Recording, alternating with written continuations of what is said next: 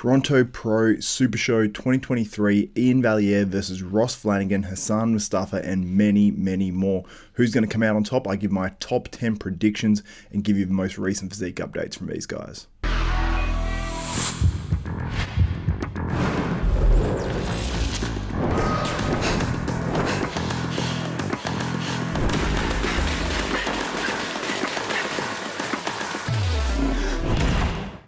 What's up, Desktopers? Xavier Wills here for Desktop Bodybuilding, and we are back with another video, and we're doing my preview and predictions, top 10 predictions for the 2023 Toronto Pro Super Show this weekend. It's actually on Sunday, so contests in the US are normally run on Saturdays. Pre-judging is normally Saturday morning, sometimes Friday night, and then Saturday night is normally always the finals. This show, however, is on the Sunday, so for those of you in Australia, it's like Monday morning, early hours, so make sure that you guys, if you are watching the pay-per-view, there is a link in the description below so you can buy that and follow along on Desktop Bodybuilding, because I'm going to be live all weekend on here for the pre-judging and the finals, doing my post-pre-judging and post-final reviews. So let's get straight into this one, and I'm going to go from 10th all the way up to 1st and show you the most recent physique updates from these guys. And the first guy is Gordy.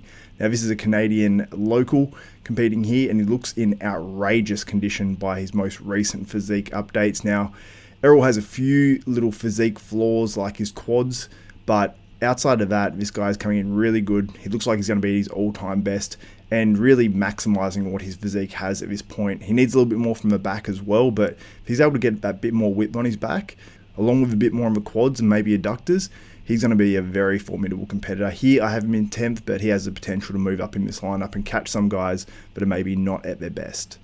In 9th place, I have Hussein Kalitar. Now, this guy I believe must have qualified for the 212 Olympia either last year or the year prior at that Toronto Super Show, where by this photo he looked fantastic, and he's a guy that maybe I'm overlooking a tiny bit in this lineup, putting him down in 9th place, but it appears that he's made the move to the open in this contest, and he's a thickly muscled, really dense guy that seems to come in really, really good condition. So that's a sort of competitor that can move up in these lineups and knock off some guys that are maybe bigger than them, but hopefully we see him at his all-time best as he makes his move into the open. In 8th place, I have Halluci, coming off two pretty good contests. Obviously, 10th place in the New York Pro. He moved up in Cali up to 6th place, beating out some really good guys, some guys that have competed in the Mr. Olympia before, especially in Yangming Lee, who placed in 7th at that contest, and he's been in outrageous condition. And I think that's been really, I suppose, helping him capitalize on what he has in his physique. You can see the most muscular there looks ridiculous. The back double bicep, that's where he needs to sort of work. If he can get some more width on his back, he's got a decent amount of thickness there. If he can just get more of that width, maybe a bit more tricep there as well, he'll be doing very, very well in future contests. But he's obviously a guy here that can definitely catch some people napping as well based on his conditioning, and maybe I'm overlooking him down in 8th, but he can definitely move up higher than that. In 7th place, I have Strand. Really brought his all-time best to the New York Pro. Outrageous condition. Really, really impressed with actually the entire lineup's conditioning, which is something we haven't said the last couple of years.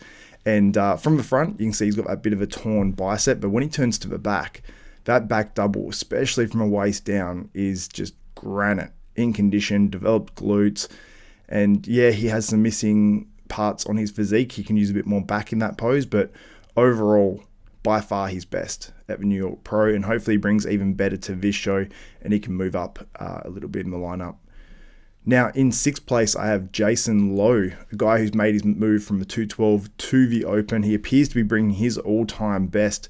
Some parts of his physique look absolutely inside out, shredded, can't get any harder. Then other parts look a bit like a guy who's just made it in terms of conditioning. So Jason is looking at his all-time best in these photos. His waist is super, super small. He's got bubbly round arms. His quads are like diced. For medialis, for lateralis, all of it is just really shredded. Where he needs to work a little bit more, he needs a little bit more back overall to match those crazy shoulders and arms. Maybe a little bit more chest as well. But when you see him in the side tricep and the side chest, he looks really, really good. I don't know where he actually lands in this lineup, but I think regardless, it's going to be a great finish for Lowe. Now in 5th place, I have Seaman. Is he going to come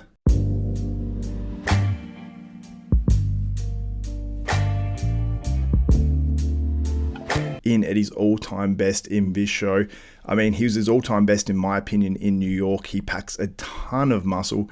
He's got a very big rib cage, so it makes his torso appear much bigger than it actually is. So he needs to counteract that by being huge overall, which he actually does. And at the New York Pro, he really did bring his best. I was very, very impressed. When he turns to the back as well, he's ridiculous. Like those glutes, hamstrings, calves, really missing nothing.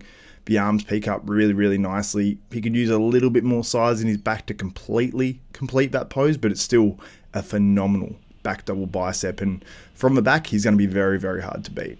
In fourth, I have Yangming Lee. This guy just got his pro card 10 days ago, so 2 weeks prior to his contest, I believe, as you can see in this photo, and he's got a phenomenal physique. This is him on stage where he won his pro card.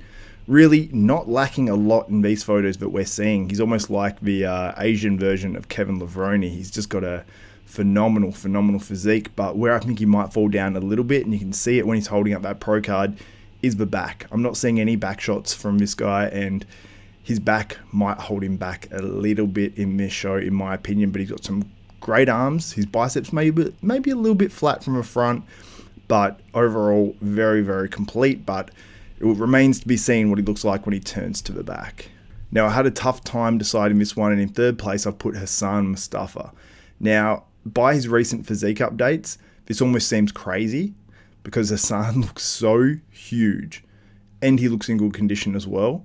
I'm starting to regret my decision in putting Hassan in third, but there's a reason for that. Now, Hassan hasn't always been the most consistent when it comes to peaking as well, so he could fall down a little bit. Is his midsection going to be tight enough?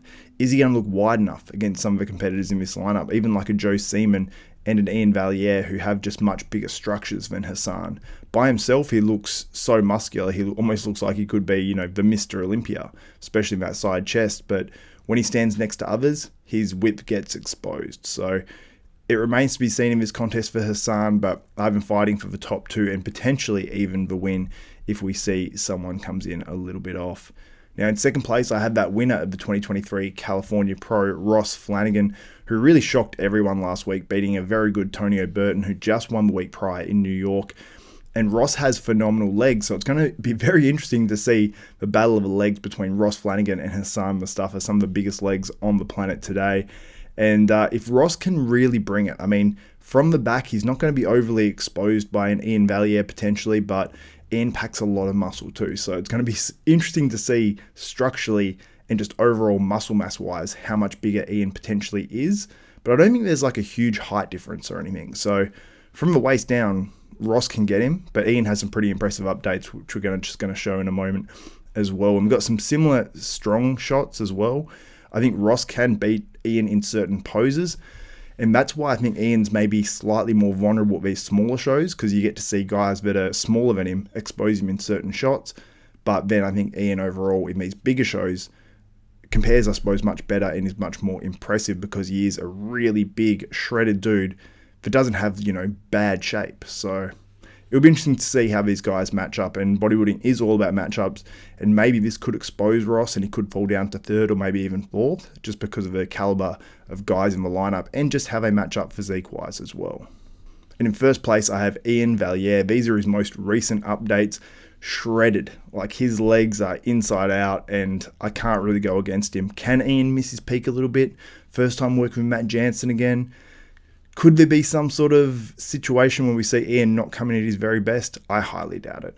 Iain's a seasoned competitor now. It seems like he rarely misses his peak completely, even at the Olympia where he slipped down to 11th, I believe it was.